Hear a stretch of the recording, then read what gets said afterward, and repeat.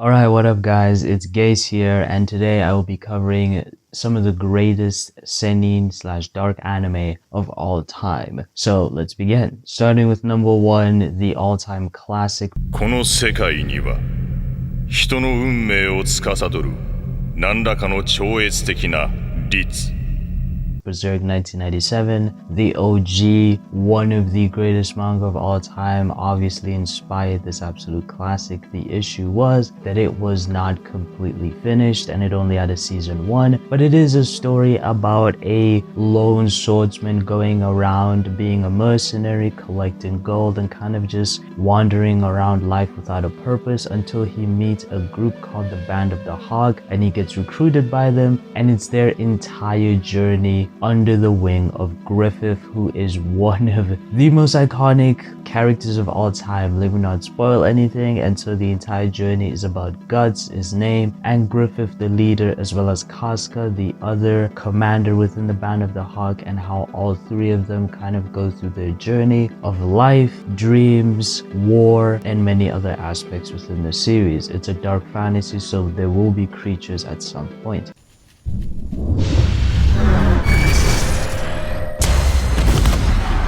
The next one is Inuyashiki, which is a story about an old man and a young boy who basically get killed one night and get resurrected into these half-machine, super-powered androids, and both of them choose how to use their powers differently. And yeah, that's all I could say about it. It's an incredible story about just friendship, loneliness, love, sacrifice, and many other things, and it's really, really phenomenal.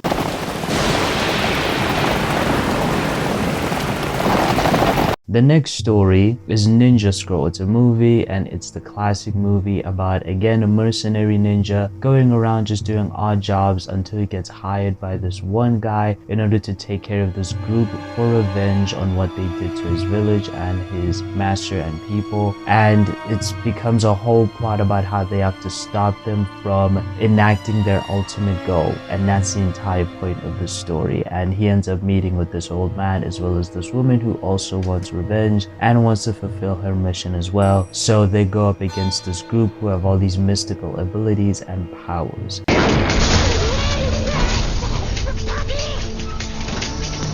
And the next one is Dead Leaves, which is a story about two, I'm not gonna spoil anything, I was about to spoil it, but it's about two characters who end up being imprisoned on the moon for committing very terrible crimes in terms of just going around the city destroying everything, and they get imprisoned on the moon and a lot of stuff unravels. It is a bit of a mystery, but it also has a ton of action, a ton of craziness, and yeah, it also has a very insane sex scene and very, very crazy sexual innuendos as well. But it is 40 minutes, it's quite short, but it is a ride that you'll never forget. The next story is Armitage III Polymatrix, which is a story about a detective who gets transferred to a different district, and he joins up with his partner who's one of the best detectives at her district, and they kind of join together to solve the mystery of the dead pop idol as well as many other people getting killed by one notorious villain. And the entire mystery is about why he's doing all of these things and why specifically there's a mystery about why he's targeting these specific people as well. So the entire story is about them trying to solve this massive case and the discoveries they make along the way. Again, I don't want to spoil too much, but you should check it out, it's pretty cool. The next one is Tekkonkinkreet, which is a story about two boys who are creating their own gang, but it's just the two of them, and they protect their city and also try to rule it as well. And they are called, I think, Cats, and this new rival gang comes into town who then tries to take power from everybody to take the entire town for themselves, and they end up hiring people to help them, and it's just this crazy journey about gangsterism gangsterism, gang violence. It is about it's about these two boys having to stave off of this gang from taking over the city, but at the same time a lot of dark things happen, including the mental health of the two boys, and it gets really dark at the end, and it becomes a classical battle between an anti-hero versus the true bad guys and how they are potentially anti-heroes as well. And yeah, it's a very interesting story, and the animation is phenomenal. Watch it for the animation alone, in my opinion. It's really good. It's really good. The next one is Memories 1 to 3. Basically, Memories, Magnetic Rose, Stink Bomb. I forgot what the last one is called, but the reason why I forgot, it's because it's incredibly short. Like, it's below 20 minutes, I think, the last one. But the other two are both 40 minutes respectively, and the entire series, it's a movie series. The entire series is about how every single story is a theme on, one part is a theme on memories, Magnetic Rose, the first one. The second one is a theme on how the government would do anything to further its own political and military goals. And the third one is just about war and the effects of war. And every story is like its own mini story that is so incredibly well told. It's absolutely incredible. Check it out. Check out all three of them. Don't be disappointed with the last one, especially with how it ends. There is a point to it. There's a whole theme about it. I don't really want to spoil it, but yeah, it's very good.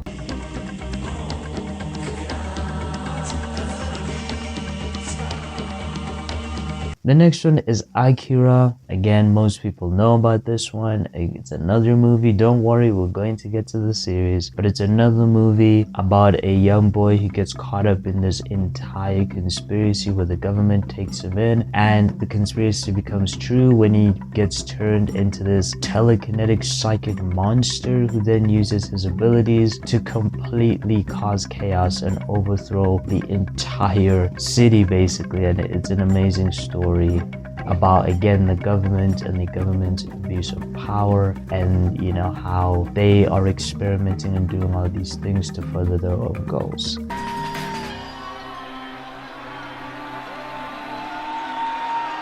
The next one is Perfect Blue, which is a story about an idol who wants to become her own celebrity, her own star, and she wants to become an actor. So she goes from her idol group Sham all the way into becoming an actor, and all the sacrifices and all of the stigma, the stalking, and everything else that idols have to deal with when they change their image, as well as how the industry treats them. And then there's a murder and a whole case and mystery about who's killing all these people as well, and it's a great story about one's psyche, one's dreams, about the industry of the idol industry, about stalking. It's phenomenal. I had a picture of her. She was there.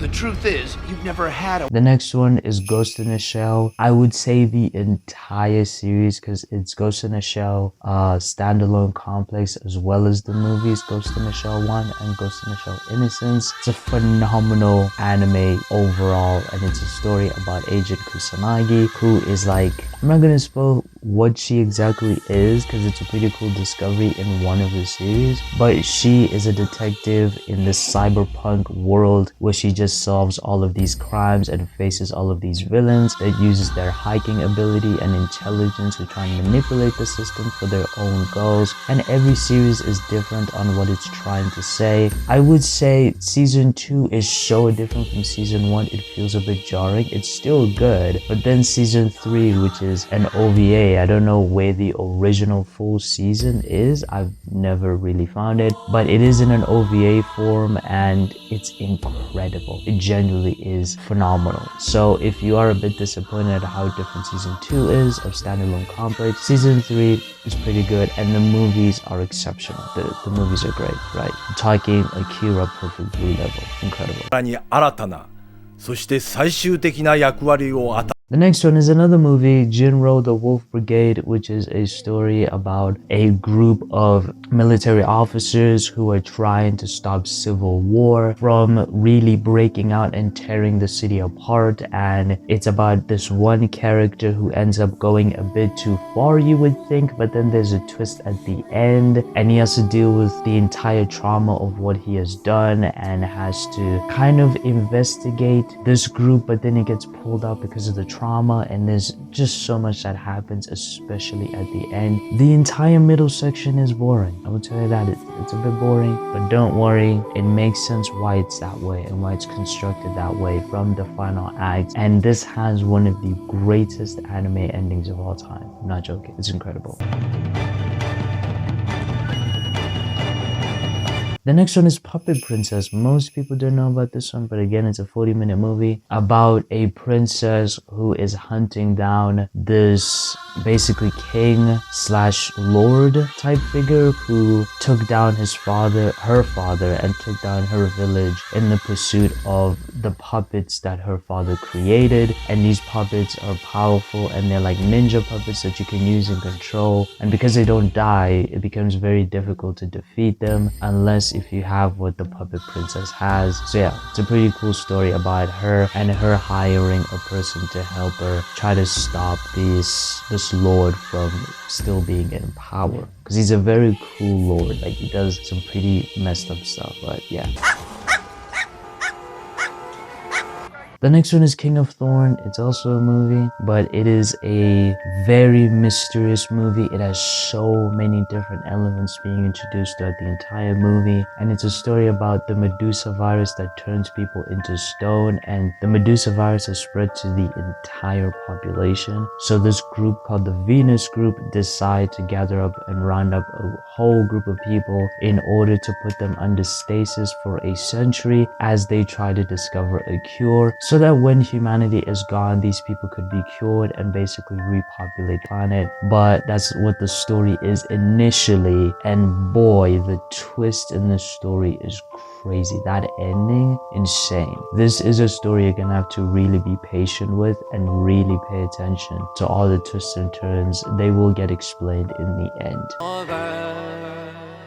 And then Dororo, it's a series this time, which is about a boy who gets his entire body sacrificed apart from, I think, his central nervous system. Basically, apart from the stuff that would keep him alive. This is a dark fantasy though, so you're gonna have to suspend your disbelief. But all of his limbs are basically offered to like demon lords that then bless the father with the perfect kingdom. And so the son is still alive. He gets a puppet body. He then uses that puppet body to hunt down every demon using some sort of key sense that he has in order to track down the demons, because he can't see because he doesn't have eyes anymore. And as he kills each demon, he regains his limbs. But it's not even just about that, it's also about sacrifice and love and family and so much within the story. It's a really good story. It's not that simple. Like, every episode is so good. There's one story about how, I don't want to spoil it, but it involves the demon and just her story, and it's so good, man. It's very good.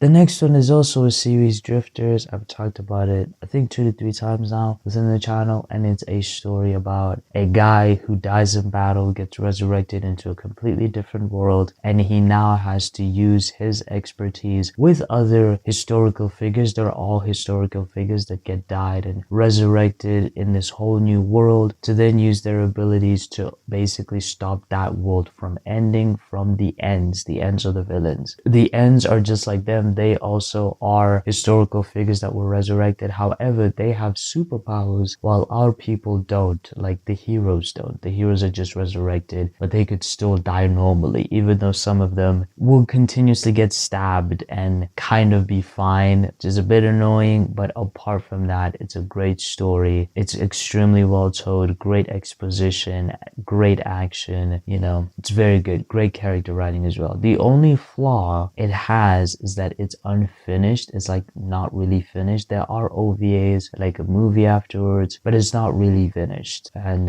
it cuts abruptly because it's only 12 episodes of one season. crime. It's time for a change. The next one is Death Note. Most people know about this one, but it's a story about our boy Light Yagami, who gets a death note, and he then uses that death note to kill people by putting their names within the book itself, their actual names, and they die. And it's a whole story about how he uses this power to basically become like a god within the universe, within his world.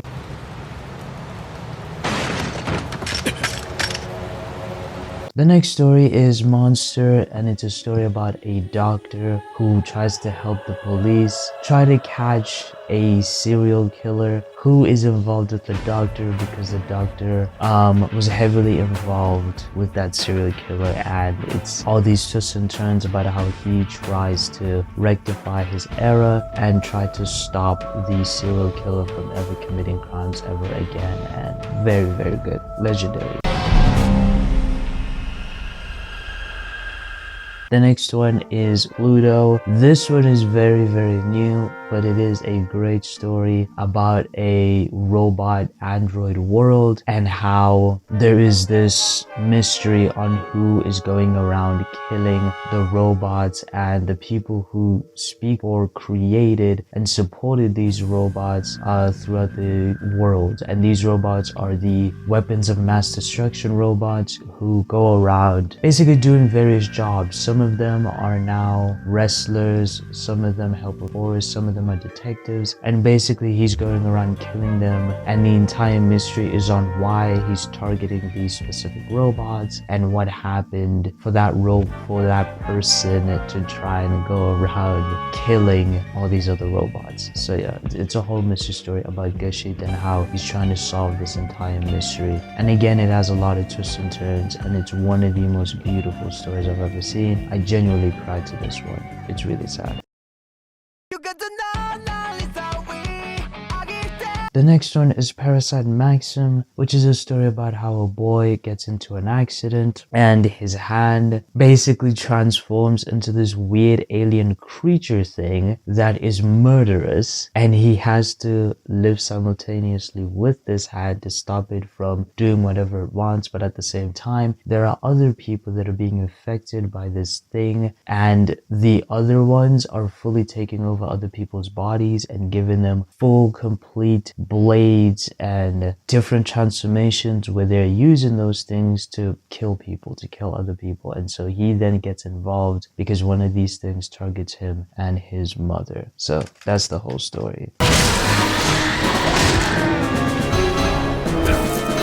And then the last one is Vampire Hunter D and Vampire Hunter D Bloodlust. 2 movies, incredible movies, but they are about the Hunter D, that's his name, and he's going around helping people by being a mercenary, and he's going around taking all these odd jobs, and they put him in all these different adventures and different places where he has to go to solve all of these different, to solve the different jobs. The first movie is about him being assigned to protect this girl who's being hunted down by Sorry, the first movie is about how this girl has been infected by a Lord vampire, like a Dracula type vampire, and he has to then go and kill that vampire in order for the girl to not become a vampire herself. And then the second movie is about how he gets hired by, I think, a king, and he has to go around trying to find the king's daughter, the princess, before she gets turned into a vampire. And if she does get turned into a vampire, he then has to kill her. Again, it involves a Lord / Dracula type of vampire who is involved. And yeah, the second one is better, but they are both great stories and you should watch both of them. The first one is kind of like a prequel to the second one, and the second one has such an incredible, impactful ending. It's brilliant. And that is all. That is all the dark anime out there. Now, I didn't cover some like Vinland Saga because I have not seen it, all of it yet. I've seen like a couple of first episodes, but not past episode 4 or 5. I have not watched all of Oshinoko, which I really wanted to add into this, but I found out it has a season 2 and 3. So I couldn't put it on this list without watching everything, every part of it, to make sure it is a part of the greatest list, and many others. So if you guys want me to check out anything else to potentially recommend, review, talk about, I'll do it. But yeah, that is the list. And the reason why there's so many movies, it's because Seinen normally doesn't get the budget that shonen and isekai and all the other genres get. So usually they just turn the mangas into long movies and they use CGI and all this stuff because the budget is just not the same. And the market, like the amount of fans who enjoy dark anime / seinen, is not as big as the other ones. So a lot of studios don't want to waste their money, basically, right? Because they have to surpass a certain number for it to be worth it. So yeah, check you guys next time.